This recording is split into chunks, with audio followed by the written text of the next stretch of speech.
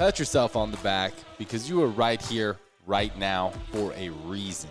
Welcome to the On Purpose podcast, where together we will empower ourselves and others to live lives with more passion and purpose. How you doing this morning, Jared? Mixed, my friend, mixed. We took Trey off to school this past weekend, so our house is down one noisy, big, Hungry man. massive eating teenager. So we're adjusting to that, and then, just trying to make sense of the world still a little bit. How about you? That's a big step, huh? It's huge. That's a big step, big change. Yeah, we're proud of him. You know, he's down there. He's down at a school, and he's getting to wrestle and pursue some dreams. So we're excited for him. But yeah, it doesn't make it easy, but it's the right thing to do.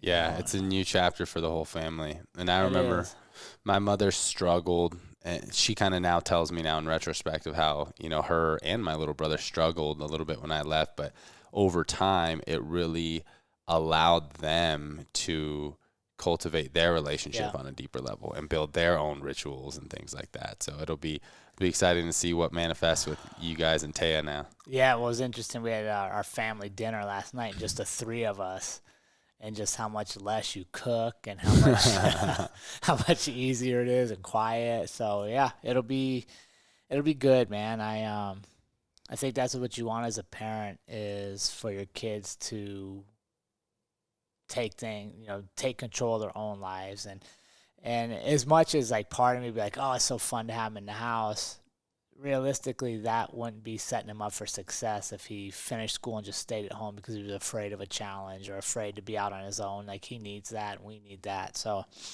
it's good, but definitely doesn't make it easy. Yeah. How have you been? I'm doing well. I am keeping busy with work, with training. Got Courtney all moved in, figuring out our next chapters for next year, hitting the road, that'd be awesome. Hitting the USA in our RV, so we're figuring all that out. I had shared with you, I'm not sure if I shared with the community, but my father found out he has cancer, and going to be good news is it hasn't spread, so he'll be getting a surgery here pretty soon, so that'll give me an opportunity to go down there, spend some time with my father, help him out in his time of need post-surgery, and hopefully come back with the new truck to pull the trailer. So it's exciting. I'm kind of like, oh, shit, we're really doing this. Well, and especially, we're in August, halfway through August now. Mm-hmm. So, if you're doing that in January, it's going to come up pretty quick. Yeah. That's good stuff. Yeah, I think it'll be interesting for you to learn all the systems and just have some fun being free. Yeah. And I think that's, to me, that's one of the things that'll come out of a lot of what we're going through as a world, is hopefully people really appreciate their freedoms. Mm-hmm. And I think you're going to see a lot more people doing stuff like you're doing, what we're doing, is exercising their freedoms and setting up their life to create more freedom and less focus on things. Right, which ties back in perfectly to our review of our last episode, how to handle all of the unknowns. And with you, Jared, you're stepping into a new chapter of your life of unknowns, life without Trey in the house. How was your review? We've talked about this so many times, I feel like, but unknowns are where you grow, and it's where you find out new answers to questions you didn't know existed. And it's, having our son move away and all the crazy stuff in the business side of things for our family, and just Corona and the world in general. This is a great time to practice handling unknowns and doing it with grace at times, doing it with anger at times, doing it with frustration at times. I think it's okay to have a little bit of all that. And I think that's the biggest thing for me. My takeaway from that is there's no right way to handle unknowns. Allow yourself to process it, but then you still got to move forward. Yeah. What about you? Yeah. It was a good review for me. I'm actually in a program to get certified in meditation, primarily to further my practice, not so much to teach others. You know, I'm always willing to share, but that's not the purpose of it. And it continues to bring me back to the importance of the present moment. Because usually when we have fear of the unknowns and we get this anxiety, we're going somewhere else. It's not here right now. So typically, like when the unknown comes or that thing that you're fearing comes, you don't have as much fear. It's kind of like we talk about like how fear and anxiety dissipates as soon as you get in that cage. Yeah. Right? Like you're kind of nervous, but until it's game time, like all of that goes away. So for me, and I actually made an Instagram post about this just the other day of when you just think about the worst case scenario in the potential unknowns and you acknowledge what the absolute worst case scenario could be, and then you still want to move forward into whatever the unknowns are, that's all you need to do. And then you never need to go back to that again. You never need to spend the time of that anxiety and that fear thinking about, oh my God, what if this goes wrong? What if that goes wrong? And think about the worst thing that could happen. And this is just my technique, right? This is what works for me, is thinking about the worst thing that could happen that I don't want to happen, and then be like, can I live with that? Is it worth me moving forward with this? It is? Okay, cool. Now I never have to mess around with fear. And then focus on the things that I can control, right? Because we can all spend all day goo gaga thinking about the unknowns, but it's kind of pointless. So that's kind of how I run my life there. Yeah, I've started reading a book. I should have wrote down the title of it. Something along the lines of what to do when everything goes wrong, and it's written by a Buddhist practitioner, and it's a lot of meditation and stuff. And they wrote something that I found very interesting. I was talking to Andrea last night on the lake about this. He was talking about how he had written a couple books on meditation and stuff, and was practicing and teaching, and had a lot of tasks that had to be done every day. But he was also trying to work on another book and to try to really go, like you're saying, go inward in his own meditative practices. And he just couldn't do it because all the tasks kept bringing him back to what had to be done, not allowing him to think the way he wanted. So he ended up taking a year off from work, no work whatsoever. No emails, no schedule. And as I read that, I was kind of like, maybe that's, maybe that's some of the struggle, is that even when we're trying to get to this state, we're still pulled in all these different directions. For sure. So I threw that out to Andrea. I was like, maybe that's what we're supposed to do. Once Taya graduates high school, because, another couple months, she's done with high school too. And then we're true empty nesters. Mm-hmm. Maybe we're not supposed to put so much pressure on, like, where do we make money and where do maybe we're just supposed to go be for a year. Yeah. And see what clarity that brings. Because I think that's part of all your unknowns, is you're trying to come up with answers to every possible scenario. And one thing I've learned going through this most recent process, it started with all the closures right before St. Patrick's Day, is I'm not in control of all the stuff that's going to happen. I don't even know what's going to happen tomorrow or the next day. That's out of my control. So why do I spend so much energy and time to trying to control all the variables or to have game plans, which is a contradiction to how I used to live my life. I used to have contingency plans, right? If this happens, that happens. If this happens, you go do this. Mm-hmm. And most of what you plan for, one, doesn't happen. And two, how much energy do you put in planning for things that you're just making up in your head? And does that fulfill you? Or is it constantly worst case scenario? And does that take away from your true spirit? I think planning's good. And contingency planning, I think that's a great thing to do. But I think that you also need to be aware that life isn't always going to go as planned, right? You can do all the planning in the world and nothing according to plan happens, and you just need to be willing to adapt and pivot, right? But I do think planning is important and vital in our world today. You can have periods of time where you're not planning, but I think I think as human beings that we need some sort of structure. Like even if you did do a year of no work, Yeah. right, in this meditative state, you'd probably be like, all right, I'm waking up, I'm doing my meditation, I'm having breakfast, I'm doing my reading. You know, you'll kind of have a plan kind of thing. Yeah. But it's something to look into. I mean, all the But great. it's not a check email, respond. Right. You know what I mean? It's not a task. Mm-hmm. Yeah, I don't know. It's interesting to me because I've always been very structured. You know, college athlete, military, law enforcement, all structured. Yeah. And now to be kind of like, but it's weird. I've always been structured, but I've always kind of fought the structure. Like Andrea would always be like, dude, you hate all these rules. And I would literally not enjoy any of the rules. Mm-hmm. But I think a lot of that was because I didn't have a say in the outcome from the rules. Mm. Like the rules were just forced upon me. And usually when you're in team settings, rules are forced upon you because of somebody else's mistake, not anything you did. Mm-hmm. And I'd always be like, why do I need to be punished for that moron's mistake? Like, I'm not going to do that. Like, I don't need this freaking rule. Right. I don't know, man. Well, I will say one thing. I thought of you the other night. I was taking one of my meditation quizzes last night. Oh, nice. And they talk about the difference between Buddhist meditation and Hindu meditation. And one of the sects of Buddhist meditation is Zen. And that's what you like to do. Zen is eyes open, about a meter forward, focused on a certain spot.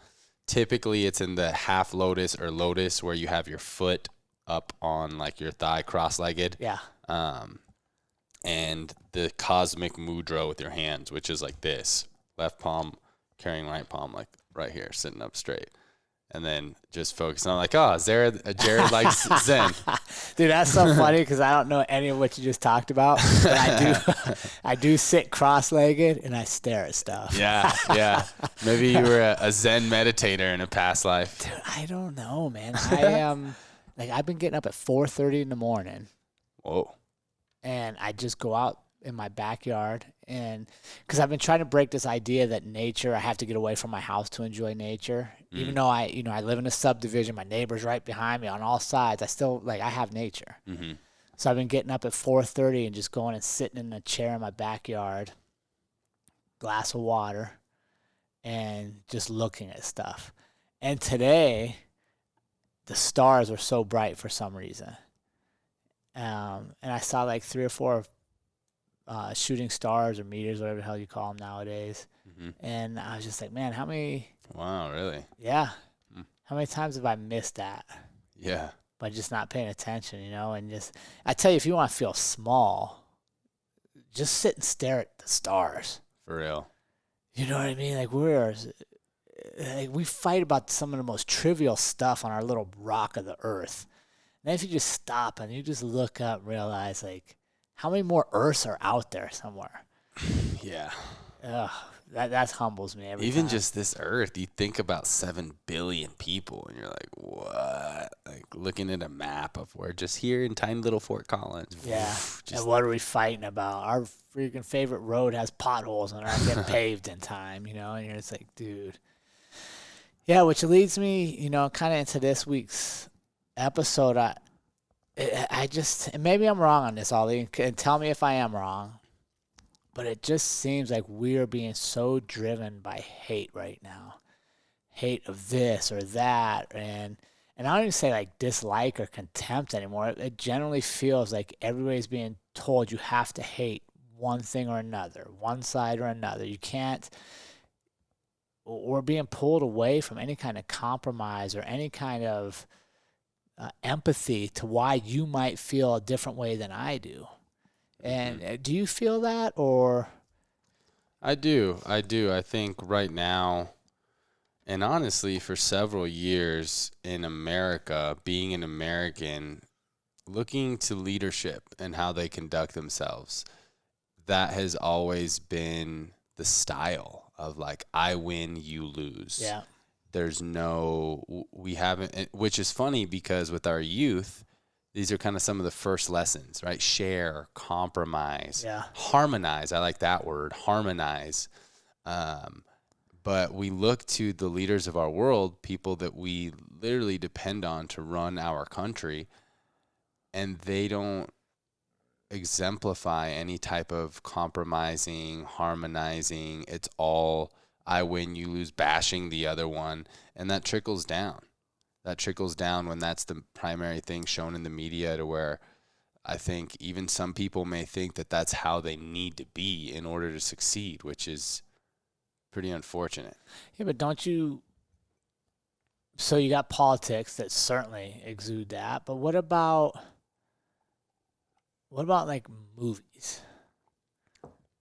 The best movies don't usually have a very cooperative storyline where people of differences come together and collaboratively find a solution, right? It's usually a good guy and a bad guy, and they battle, and the good guy wins.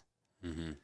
You know what I mean? So I think we're just kind of programmed to look for constant conflict, to look for constant edges against each other. And I think right now, for me at least, it's just playing out on the grandest of scales, and it's embarrassing when I watch people that I respected that have no tolerance for somebody else's opinion on things, you know. And like masks, for example, like, wear your mask everywhere, and if you don't wear your mask, you know, you're a demon for believing that.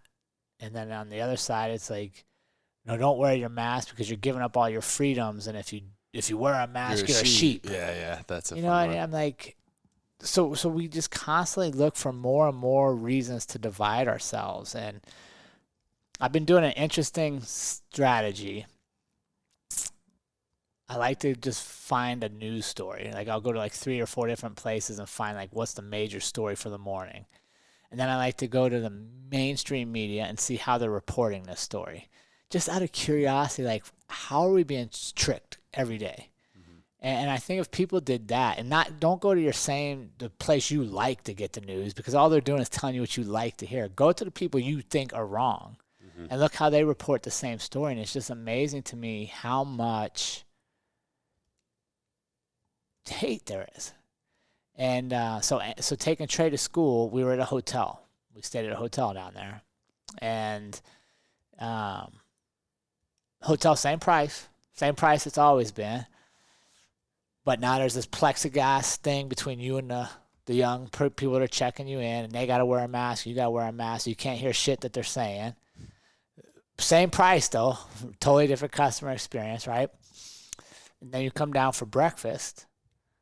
And no more breakfast. Breakfast is now a brown bag that they set out, and then you go get, and it's got like a low grade granola bar, 1 piece of fruit, and a bottle of water. But it's the same price hotel experience. You understand what I'm saying? Yeah. So as a customer, I'm like it's almost like you're pitted us against the industry now, right? Like, I would usually talk to the clerk and be very cordial, and, you know, I get up early, so I'd be like, hey, I'd have coffee, be like, dude, where should I eat in town? Like, where do you recommend we go? Is there a cool museum? But now, like, I can't hear you, and all I can see is your eyes, and you can't hear me, so now we're both like, nah, it's not really worth the time. Yeah. So we don't engage, right? So Andrew and I would sit down and have coffee, and they always keep the news on for whatever reason. So we wouldn't look at the news. We would just listen to all the words that, like, come at us. And it was unbelievable how much, like, words like divisive, angry, hate, victim, like, all just negative connotations are just being pumped to us. And if you're not aware, literally it just shapes your subconscious. Right, so if we weren't playing that game and we were sitting there drinking coffee, watching this news that they put on for us, why would you leave your house? It's literally like the world's the worst place ever. Mm-hmm. You know, and I struggle with that because that's how we get pulled into hate battles. Mm-hmm. Right? Like, I don't even think about this. We don't live in Portland. Don't live in Minneapolis. Yet how many of us believe we watch that and then we go out and we think that's the reality for us? Mm-hmm. Right, when it's not. Like, there's no one fighting near us. There's no riots near us. There's no one discriminate. You know what I mean? Like, it's just not our reality. I can go out and see people of all walks of life, all colors, coexisting in where I look. But if I go home and turn on the news, or I go on my computer and look up news, what do I see? I'm just being told that doesn't exist. Mm-hmm. Everyone's evil. Everyone's dangerous. The world's a dangerous place. Yeah, and it's history repeating itself of, united we stand, divided we fall. And when a country or a community or any group of people is not united, then they'll listen to anything, to whatever leader's in charge. Like, they're much easier to lead. And unfortunately, there's something to that effect happening right now. It's, I'm a believer that this is no coincidence that all of this shutting down and viruses and everything is right around election time. And we've always seen a lot of big news medias. There's the race stuff always seems to come up around election times as well. And it's very charged, emotional content that they're putting out. There's trillions of stories that the media can be telling. There's hundreds of thousands of amazing things that happen every single day. Then the media can choose what they want to report on, yet we choose to magnify the small bits of evil that we do have in the world. Yeah, there's racists. Yeah, there's bad cops. Yeah, there's atheists. There's KKK. There's evil out there. Of course, it exists. Don't get me wrong. But is it abundant in every single town and every single community? No. For the most part, most people want the same thing.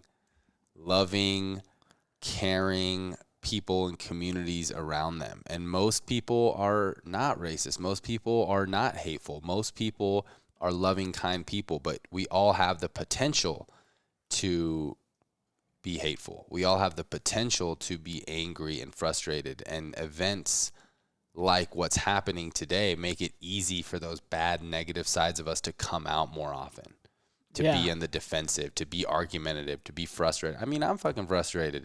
You know how many times I'm walking up someplace, oh, fuck, I forgot my mask, stupid mask, and then it's just like, it can be frustrating. And then someone telling you something that you don't agree with and asking you about your politics. I mean, everything is inflammatory right now to where it's why easy. is that? Why is it inflammatory? Why does it have to be that way? Why can't you and I sit down and discuss mask or the presidential election without it resorting to, you have to be right, I have to be wrong, or we just can't exist anymore, we can't be friends anymore? How do we let that happen when the reality is, in my view, we're all manipulated one way or the other, right? Because we don't truly know the truth about any of this stuff.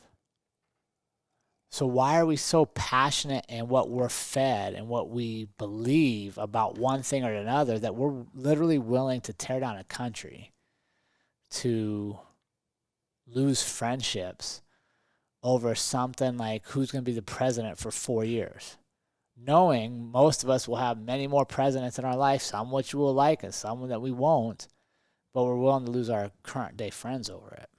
I think it's the conditioning, it's the culture, it's what we've been shown, right? To where, I mean, like, look at this culture that's going around right now, this cancel culture, right? Like, this person is canceled, right? Like, I've been seeing some stuff. I haven't really looked into it, to be honest, but like Ellen DeGeneres, of like, oh, apparently she said some mean shit or some racist shit or some sexist shit 10 years ago. This person's canceled now, right? To where we have this just so much animosity. But who gets to decide that? Who gets to decide that you just get to wipe people off? And I'm not supporting Ellen. I couldn't care less about Ellen, to be honest with you. But so we're in this group think, right? And if you're cool within this mob, then you get to stay. But if the mob doesn't agree with you, you got to go, right? That's no better than the causes they think they're fighting. Right? Think about if that's the way you think. If we agree with what you've done, you stay, and if not, we're going to cancel you. well, how are you any better than the people you think you're protesting, the history you think you're protesting? I'd argue you're the exact same. Yeah. Well, I think it's right. The actions are the exact same. It's the genius behind the small groups of very powerful people who are running these divisive movements. Yeah. You know, like I'm still doing my personal investigation of what exactly the Black Lives Matter movement is about. Sure. But you talk about a name like that, Black Lives Matter. Obviously, everyone's going to get behind it. Great marketing. It's a great marketing. It's so like, who would not be behind Black Lives Matter, right? Like, how could you possibly not support it? And then it's like, if you're against that, then you're obviously, racist, blah, blah. So they have, this organization, Black Lives Matter. Let's pretend we don't know anything about it.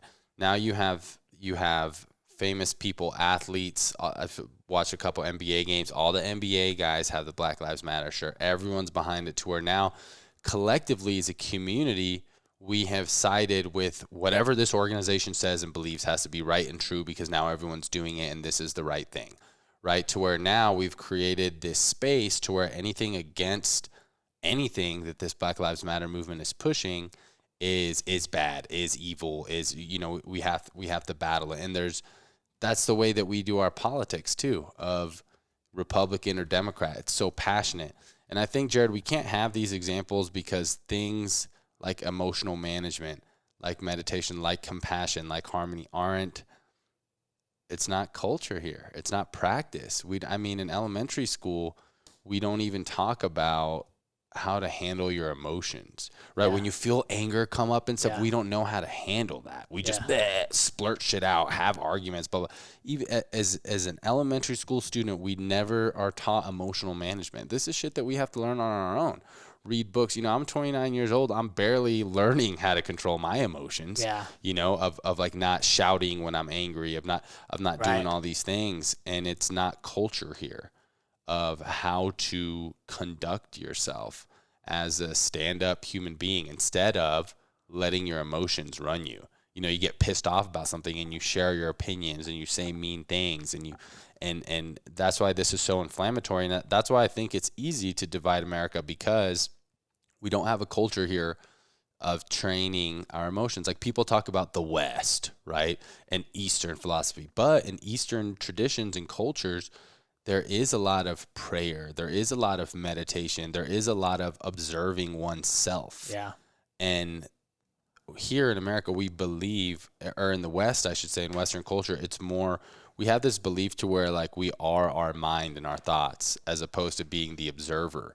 Like, we're not used to being like, oh, I'm feeling a little angry and mad right now. What's that about? Let me look into that, instead of like, I'm fucking pissed. Yeah. Fuck that. Like we let our emotions dictate our actions, when it should be that we observe our emotions, and however we're feeling emotionally, we still realize that we have the power to decide how to act despite how we're feeling. Yeah, that's good. I think, some of that comes back to how we're raising our kids, right? Like, huge. For the last, 10, 15 years, there were participation trophies. Everybody was equal. Nobody was better than anybody else. If you tried hard, that was good enough. Everybody gets the same. We're going to take down scoreboards. But what happens there? What is a byproduct of that? Is people don't learn the value of others, right? Like, we show up, and if I just show up and I give 50%, and you show up and give 100%, the way it's set up, we're both equal at the end of the day. So I don't really need to ask you, why do you go so hard? And you ask me, like, why don't you try harder? We're all even, right? And then you grow up thinking that we're all even and everybody's voice is the equal and everybody should be able to say whatever they want and there's no repercussions, and that's not true, right? Like, you should earn things.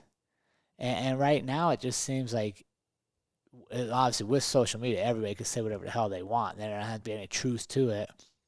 But we're also comfortable attacking each other with no consequences. Mm-hmm. You know what I mean? Like, if you go on any social feed, if you take the top 10 comments, most of those people would never say that to your face. No way. Yeah. But they can now, and they can call you all these names. And if, heaven forbid, you have a different opinion of something than them, they can bash you, and then they can get their friends to bash you. You know, it's just like, you know, our friend AJ was supposed to have a fight, an MMA fight, something that's pretty pure and honest. Like, two of you are going to get in there, one of you will win, one will lose, and you'll both be better because of it. And what was one of the first things his opponent did? Took AJ's post and told all his friends to go on AJ's feed and let him know he's going to get beat up. That was literally one of the first marketing ploys he did. And then, of course, the coward didn't even show up, right? So I hope you listen to the podcast because you are a coward. But, I mean, just even in something like that, we can use this to pit each other. So we're hugely divided right now. Like, you know, I'm pretty optimistic about life and about a lot of things. And right now, I don't see anyone willing to compromise on anything. You know, the election for president is like 2.5 months away now. And it looks like it's going to get worse before it gets better as far as the name calling and you got to hate this guy or hate that guy. So, Ollie, how can we get some good out of being this separate? What do you think are some good things that will come from us being so divided? I think it's like, have you ever done one of those Chinese finger traps? Where you're like, like trying to pull apart, and then you realize like you have to come together in order to separate. Yeah. And I think that this experience is going to be that. And like you're saying, this is what we're seeing on the news and the media, right? Thankfully, in my world, Jared, I can go sit down with somebody who has completely opposite beliefs. I mean, we go to the gym. We have people all ages, all races, all cultures, all religions. That's a place I go to every single day. I'm in that environment every day with people from all different walks of life. And guess what? I can have beautiful conversations with them all the time. So in my world, I'm already there. It is there. The only time I get that fear and anxiety, guess what? When I turn on the TV, when I'm hearing what's going on in other places. So that's what I recommend to anybody listening is try to create that in your little world, in your little community.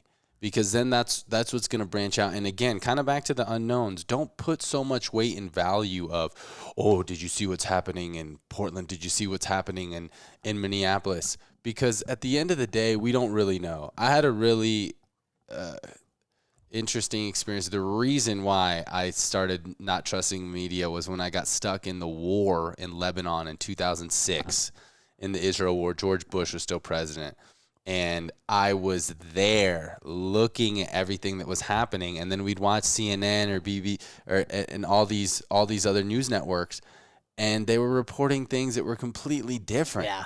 And I was like, what are y'all talking about? Like, we're here. And ever since that summer when I came home, we got on local news in Indiana where my cousins live. We flew back, and I was just like, oh my God, this is all bullshit. I remember the news stations came and interviewed all of us for like 4 hours, and they put in like 10-second clips of what they wanted. And it blew my mind as a 16-year-old. I was like, oh my God, the news is such fucking bullshit. Yeah. And from then on, I was like, okay, take the news for what it is, a grain of salt. But really what really matters is your immediate world and community. So I think realize the good that can come from all this hate is that this is a lesson. This is a test to see how effective we can be in a world where there are people with different opinions, different upbringings, different everything. And if you can do that, if you can have peaceful harmony in your community, then that is proof that that can be scalable for the entire world. And continue to believe that, you know, like I would turn off the news and really just be present where you're at. What's happening in Portland or what's happening in Minneapolis, or what they're telling you is happening isn't really going to affect your day to day. You know, if you have the opportunity to go over there to Portland and all that stuff, then, you know, worry about that. Yeah. And it's interesting because I saw a conversation with somebody from Portland that was saying exactly that literally the news out of Portland every night about all of this and all of that is a couple blocks of I forget how many million, how many people live there. Right. Like the rest of us are going about our lives. Yeah. We go to work, you know what I mean? But it's, so even if you like the media or if you're curious, okay, what are you being told? Don't just consume it at face value. Go out and see what's real in your world. Mm-hmm. And that's what I hope is something good that comes out of this is we take more ownership of the world we're in right around us. Mm-hmm. And we look at that world for what it offers us and the truth that lies there. Yeah. Because we're so easily manipulated because we are a global world, right? Don't get me wrong. We're a global economies and stuff. But I think sometimes we forget that 90% of our world is right in our vicinity. Mm-hmm. And we're always looking everything around every other place that we forget to own our little world. Mm-hmm. And if we think about that, if we all owned our little world and we all treated our neighbors right and the grocery store clerks right, and if you didn't feel good, you stayed home. Mm-hmm. And if somebody next to you was elderly and didn't feel good, you went and got their groceries. We wouldn't need a lot of these stupid rules. Yeah, we'd fix the whole world. Because we just take care of things. Yeah. So that's my hope for good is that we realize our small world is our world. And how we treat the people around us and how we choose to interact with them, how we choose to have discussions and disagreements, that shapes our days. Instead of letting people bait you into whether you like this person or not this person that's across the world that you'll never meet, doesn't mean you should be a shitty neighbor because they happen to like them if you don't. Mm-hmm. Yeah. And we can go back to that worst case scenario example, right? Like we've seen in history what happens when you continue to lead with hate, when you continue to battle, and it eventually leads to riots, to protest, and the worst case scenario eventually leads to wars, right? To wars of countries, of all these things. And then what happens after the war? We feel so bad. There's this time of we want to help, right? Like World War II, nuclear bombs. Like then we come and we help after we were ready to kill each other and we did kill each other. Yeah. Then there's that time of compassion, like that Chinese finger. We can choose that. Okay. We can go to war, but guess what? Then it's just going to feel bad. Or we can choose to come together now. And then coming together is going to allow us to live separately and have different beliefs in harmony.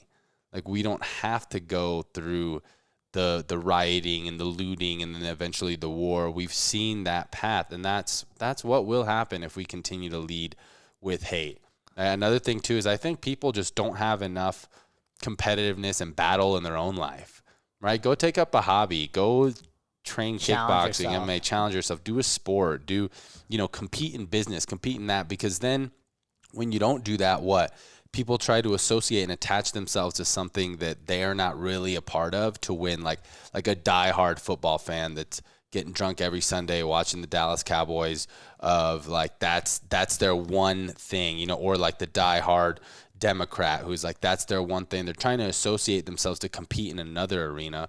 Why don't you bring some competition into your own life? That's huge.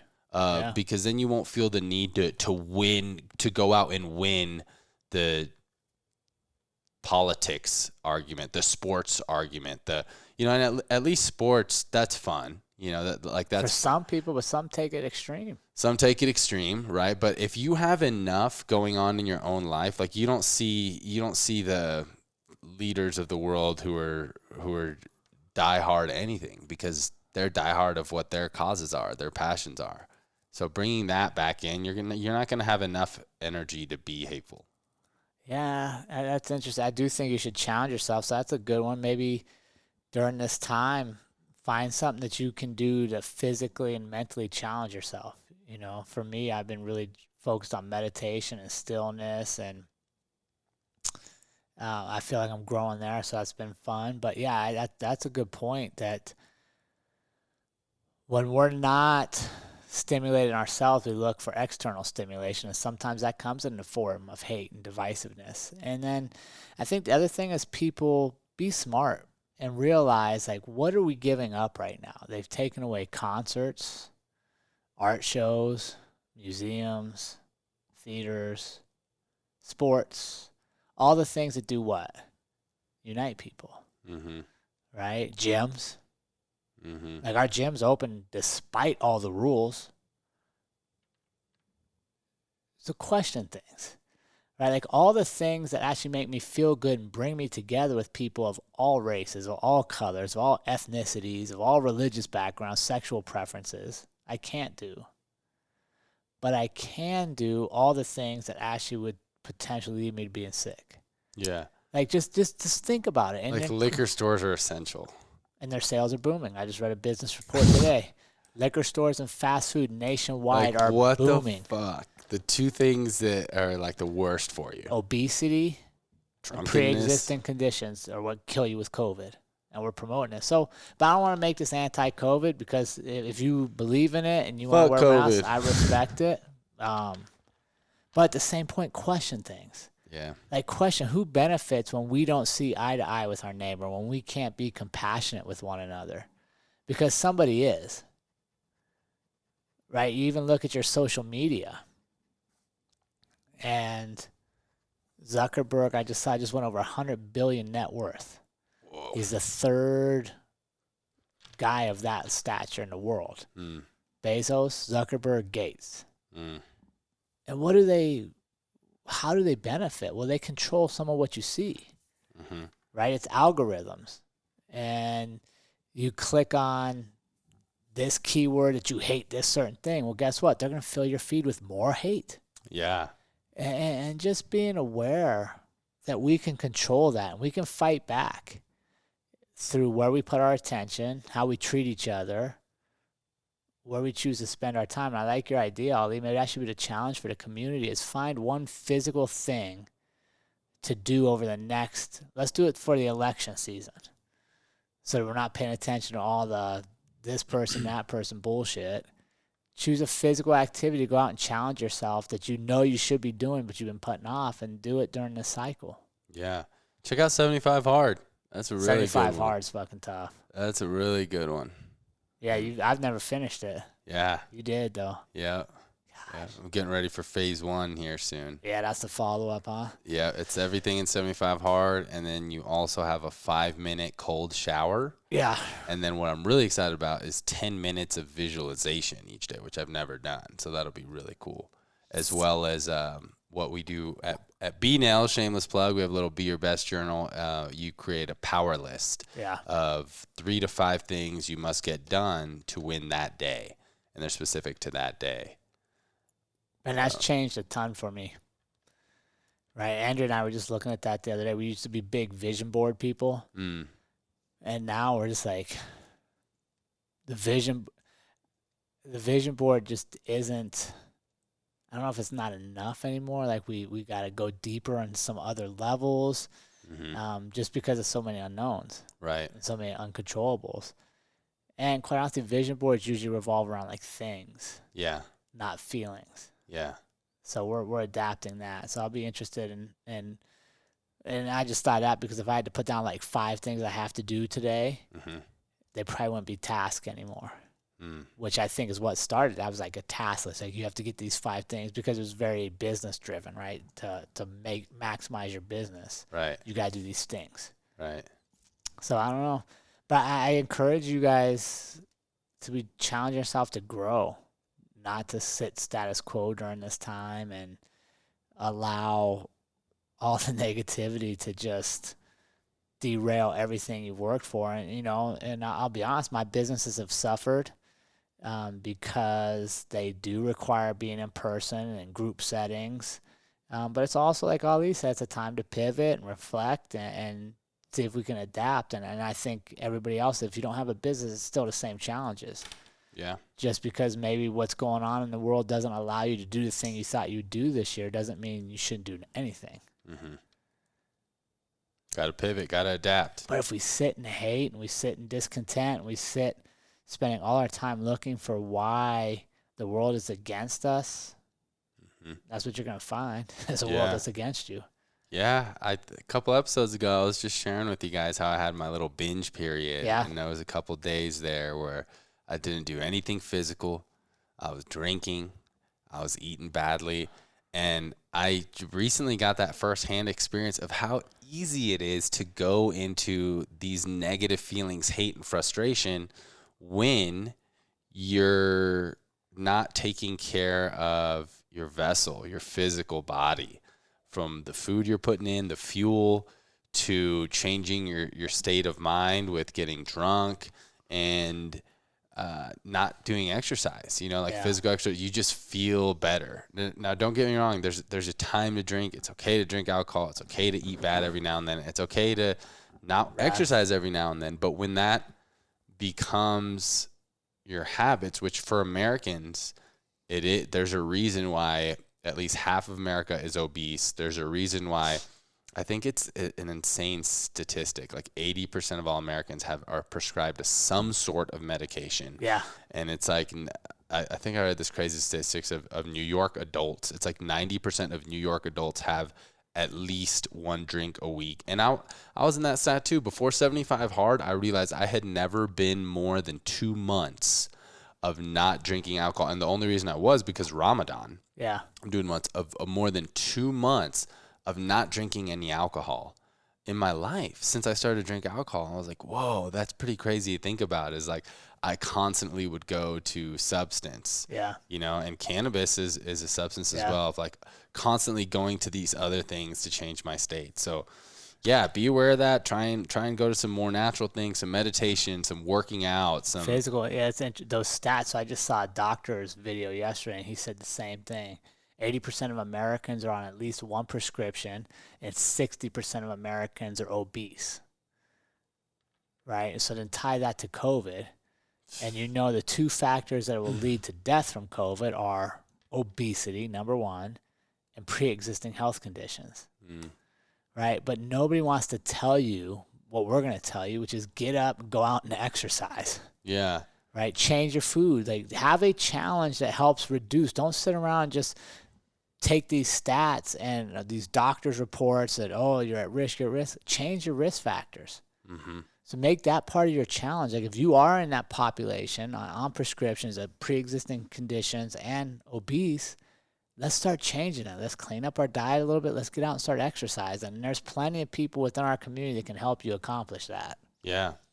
Yeah, and it's okay if you're in that stat. I mean, I've shared on here, like there's still things that I'm working through. There's always, we're always working through them, and there's always room for improvement. So that's why the On Purpose podcast is here, to help us live life with more passion and purpose. Yeah, but I think that's where sometimes hate comes from, is when you don't feel you have any control. So then you just take the beliefs and you run with the beliefs of what you're told. Instead of stopping for a second, go, wait a second, I can control this. Instead of watching an hour of news, I can go walk. Mm-hmm. I can cook dinner instead of eating out. Some people feel that's easier, right? If it's out of your control, then you can just hate, the fucking government, the people, the cops, and then you take off all the responsibility. Yeah, because that's it. You don't have no responsibility for change. And I want to challenge, if you're in the on-purpose community, we are responsible for our change. And it starts with neighbor to neighbor, door to door, and people that you interact with. And then ultimately, I guess even before that, it starts with you changing you, right? If you know there's things you got to be doing, let's start working on those now. And let's not wait for somebody else to make it cool or to tell us what we're supposed to do. We know. There's very few people that are unaware of their situations. They just choose not to put in the work. Mm-hmm. Yeah. So how do you know, real quick before we wrap up for these guys, how do you know, Ollie, if you're battling hate with somebody? How do you know that? Like if I have hate within me or if they have hate within them? Both. You're in a battle.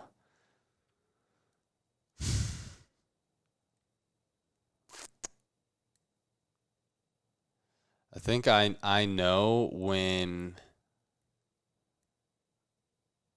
logic seems to leave the conversation. Yeah. When there's really no basis for the argument anymore, and it just seems like fiery. But Jared, I'm really grateful to share that I don't even engage in those types of conversations anymore. I can't tell you the last time I've had a hate-filled conversation. Right. Because you're aware of it. I'm aware. And maybe there's a hate-filled comment or thought or idea, and then You handle it there. It doesn't escalate. Right. Yeah. There's no need for escalation. There's a couple things for me. Yeah. What do you think? One, if I hear the words I feel constantly. I feel, not I think. Or I've read. Or I learned. And all their feelings start to cause me to feel a certain way. Right? Like I feel all cops are racist. And I start feeling like, right, and you want to respond because then we're in our feelings. Yeah.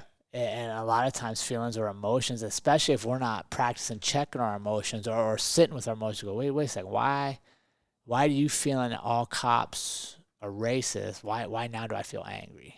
Why do I feel like I'm being personally attacked? In my past, I would come right back at you. I would never think about it. Whereas I think I've gotten better now because I'm aware of, okay, why did you just said something that's making me feel a certain way. Let me think about this. Am I responding with just straight emotion and ego, or is this, or do I have some facts and logic that would say that I don't agree with what your point is, and here's why? You know, and I think that's important because it's okay to have disagreements. It's okay to want to talk to people about contentious things. Like, I think one of the worst things we can do is that old saying, like, you can't talk about sex, money, and politics. Well, because we were told you can't talk about those three, and religion, I guess. You can't talk about any of these. Well, guess what happens? We don't ever talk about them. So then when we do have to talk about, what happens? It blows up. Sex, money, religion, politics. 4 things that not only do they cause friendships to die, businesses to die, they fucking start wars. Because we've been conditioned not to talk about them. So I'm telling you, you can talk about them, but you just got to check. Are you talking about them from a place of learning others' perspectives, or are you wanting to just come and attack their beliefs? And if you find yourself getting emotionally charged and not thinking things through, then you probably should take a break. But I thought that was important to share before we wrapped up, so that people can practice even identifying when are they getting lured into a battle of hate. I hate your idea, you hate my idea, now we're just going to fight. Versus actually staying in a constructive disagreement. Yeah. Where we can compromise at the end. Or just agree to disagree. Yeah. Dale Carnegie in the famous How to Win Friends and Influence People, one of the best chapters in the book is the principle that he covers of arguments. And he says the best way to win an argument is to avoid it. Yeah. Because even if you win, even if you spit out all the facts and prove to someone else that they're wrong, they're going to resent you for it. They're still wrong. Yeah. They're going to resent you for it, and you winning, it's a lose-lose. You know, so when you engage in a conversation, it should never be an argument. It should be a constructive conversation where both parties learn something and you go about your day, you go about your life. Right, and it goes back to the business analogy that the best negotiations are when both people leave not getting what they wanted, right? Think about, like, if we sit down for business and you want 100% of A and I want 100% of B, and you get 50% of A and I get 50% of B, we shake hands, we walk away. Well, neither of us got exactly what we wanted, but we still got business done. Yeah. And I think if we approach that in our personal conversations, like, you don't have to be right all the time. Matter of fact, you shouldn't be right all the time. It's a pretty narrow view if you're only around people where you're right all the time. Yeah. The most successful people in the world have a skill, and that's quickly admitting when they're wrong. You know, as soon as you find out that you're wrong about something, admitting it, apologizing if an apology is needed, and moving forward from there. Yeah. All right, let's give them some practice to wrap up, Mr. Ali. Let's do it. Great conversation, Jared. First part of Purposeful Practice is ask yourself, how do you identify if you are engaging in a battle of hate? Part 2, how have you or can you contribute to beating hate? 3, how can you share this with others? And then part 4, email your practice to us at onpurpose.official@gmail.com. All right, team, as we wrap up another episode of the On Purpose podcast, we are thankful for having you all on our journey. We want to announce new ways to include you and let you go deeper into our community. First off, we got the onpurposepodcast.com website. where you can subscribe to our monthly newsletter, get inside tips, and see what's coming up in the upcoming months. As well as our new launch is our Patreon account. We have 5 tiers where you can decide at what level you want to contribute to the podcast and the community, help support us, continue to push us forward and grow. And it's as little as 50 cents an episode or $2 a month, all the way up to $50 a month, depending on where you want to be. Perks of this are sneak peek episodes. You get the episodes quicker.